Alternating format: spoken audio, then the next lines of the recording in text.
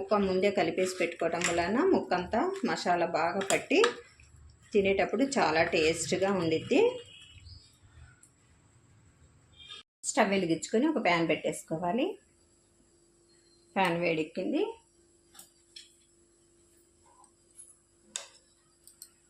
ఇందులోనికి 1 table spoon ధనియాలు వేసుకోవాలి.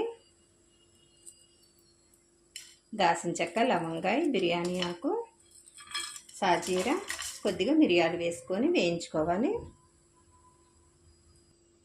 ఇలా దోరగా వేయించుకొని పొడి చేసుకుంటే స్మెల్ అనేది చక్కటి స్మెల్ వచ్చిద్దండి.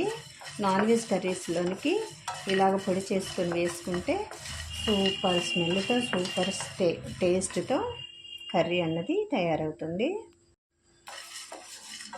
ఈ విధంగా అన్నీ వేసుకొని వేయించుకోవటం వలన స్మెల్ అనేది చాలా మంచి స్మెల్